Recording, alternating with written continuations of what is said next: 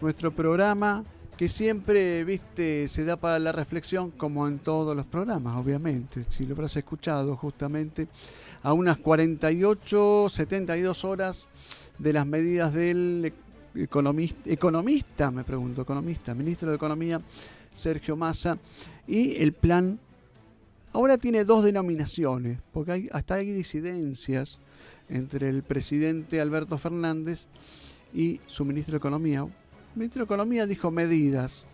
El presidente dice, en vez de plan platita, como acusa la derecha, esto es plan justicia. La primera pregunta que me hago con esto es si no es un plan justicia tardía.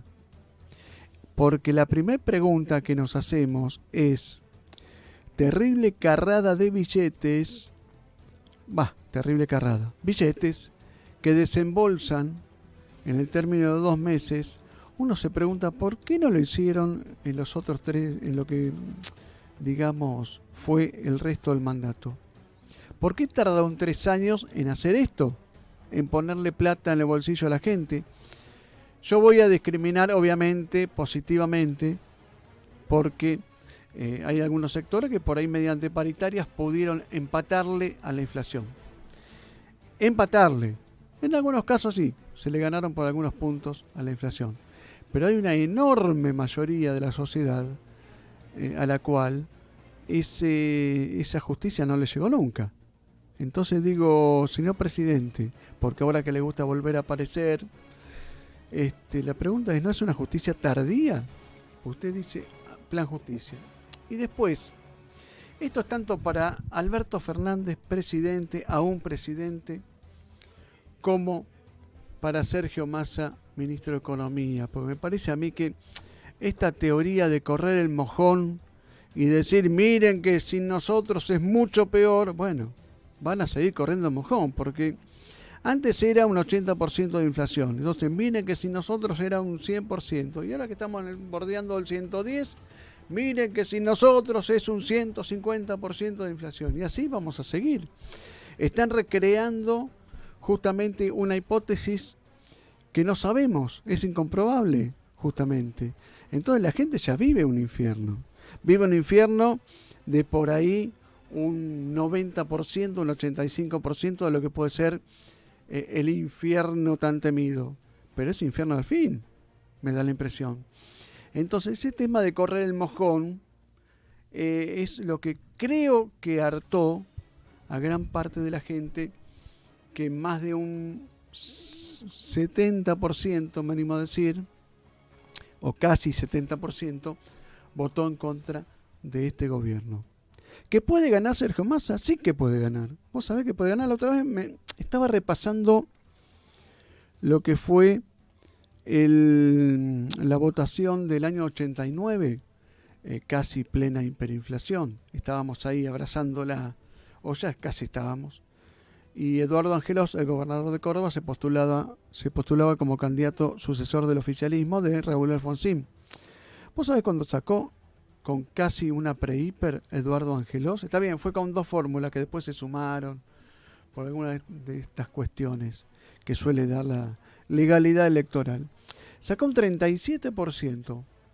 Perdió por menos de 10 puntos con Carlos Saúl Menem. Y con debate, con silla vacía y todo, bueno, Carlos Saúl Menem le sacó casi 9 puntos de ventaja, por ahí. Pero si hubiera ido dividido el peronismo, y vamos a recordar que el peronismo venía de un proceso terrible de división, que hizo que en el año 85 fueran divididos, y en el año 87 fueran divididos, aunque la parte de Herminio Iglesias cada vez recolectaba menos votos.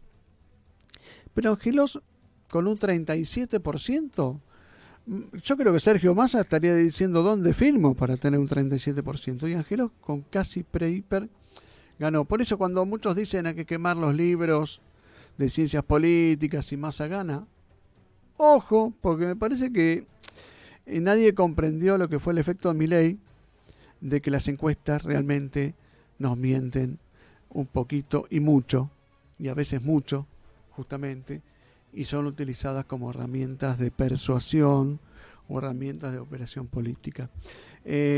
tientan a la gente por curiosidad y todo eso, pero la encuesta real se dio en las PASO.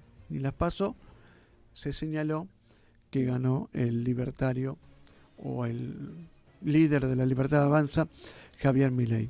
Entonces íbamos con esto, justicia tardía por un lado, por el otro es correr el mojón.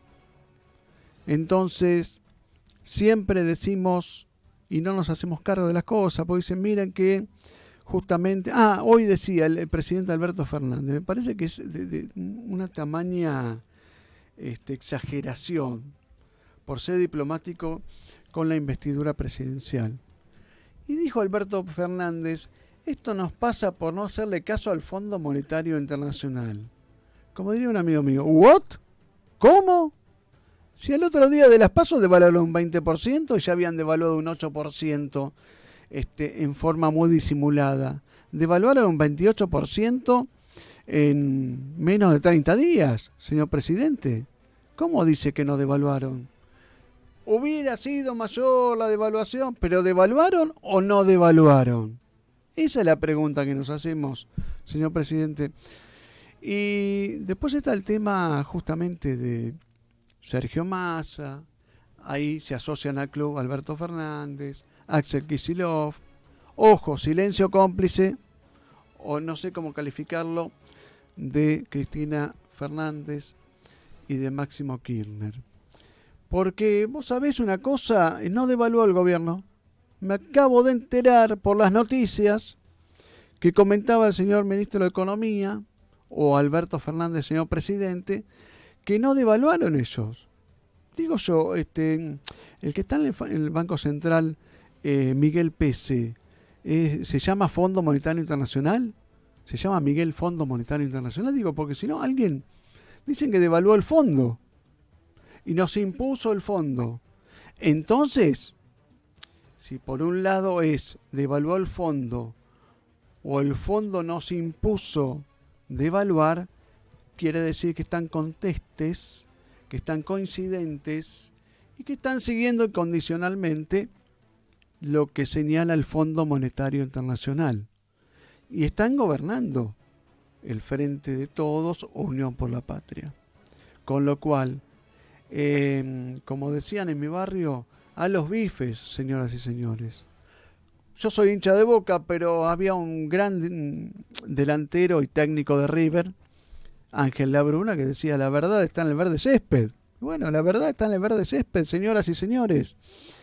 La devaluación se hizo y por más declaraciones, antifondo o discursos o demás, se siguieron las políticas del Fondo Monetario Internacional.